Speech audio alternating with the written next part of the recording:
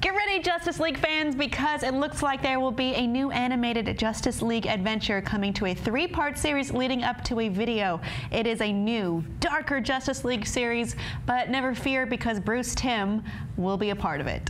Or should we fear? I think anytime Bruce Timm is a part of it is a very good sign. I think so too. I trust that man with my animation. And I know a lot of people are concerned about it being darker, but you know, this is being produced by Bruce Timm and Alan Burnett, you know, who have a long history with the DC animated universe, including stuff like Mask of the Phantasm, which is arguably a very dark film, but like one of the best parts of the whole Batman animated franchise. We should also note that Andrew's father wrote a lot of these episodes for the older Justice League and Batman the Animated Series as well. That is true. Which I think is pretty bomb, and it's fun to hang out with your dad. Yes, so I know these guys personally, and I can vouch for them. Yeah, but we have to like say, like, you know, there is that connection there. Yes. But it will be called the Gods and Monsters Chronicles, but it will be unrelated to the comic storyline of the same name from 2001. Instead, it will be, as described here in Variety, Chronicles is said to revolve around a newly conceived reality in the DC universe where Justice League members Superman, Batman, and Wonder Woman are much darker versions of the superheroes that people know. So this has given people a bit of a wary point of view toward this, in that is it good to make them darker? It has been a trend, but is this something that everyone has gleaned onto? You're always going to have critics, you know. Someone is always going to say, you know, no, I want my, you know, this. But it's like, it's always nice to see a change or, you know, something darker. And I mean, I feel like it just makes it more interesting if it's darker. Like, that's kind of the stories that we like a lot of times, right? Like, that's interesting. Well, you know, it is art, so it is subject to different forms of criticism. Right. But then there's, you know, I come from a little bit of a different point of view, which is I don't know if going dark is the best way to take all the characters. I mean, Batman is a dark character for sure, or he became dark in more recent history. But I'm not positive I'm on board with this trend, to be honest. But we'll see. Maybe it'll be dark in a different way than we're expecting, or maybe Bruce Timm will carry it in a different way that's even said in this synopsis. We don't know yet. I think that given the recent track record of DC animation, they've made a lot of mistakes recently and pissed off a lot of people.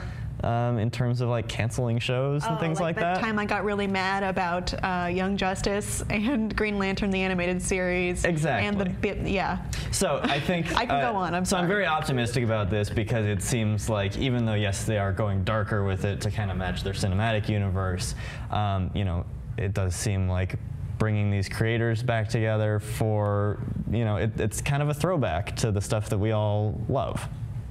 Yeah, I mean, I'm a big fan of that era of the 90s and early 2000s of the DC animated universe. I was a fan of Young Justice too, which was as soon as this year. And you know what? Arguably, Young Justice was kind of a darker take on that group, and it was different for sure. They changed Artemis's backstory a lot, but I did enjoy that series. So maybe they mean dark in that way more than the gritty Snyderization, maybe is what we should call it. I really think if you look at some of the other like animated movies that they've come out with, like Under the Red Hood. Oh, I liked that which one. was excellent, and Batman Beyond: Return of the Joker. Loved it. Have you seen Batman Beyond: Return of the Joker, yes. The PG-13 cut?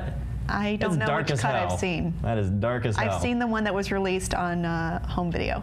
Yeah, then that would be the one, I think. Okay, I saw the dark one. But anyway, so it can be done. It can be done tastefully and in a way that is still true to the characters and good for the fans. So I'm optimistic about this. That's a good point, because I did enjoy Under the Red Hood immensely. And it is a very, well, it's a dark storyline to begin with in the comics, but also the dark tone has been carried over into that animated feature. And yeah, so maybe, you know, dark is a broad term. Maybe it doesn't mean exactly what we might jump to the conclusion it means. Maybe it will be something to get excited for, is what I'm saying. Turned me right around.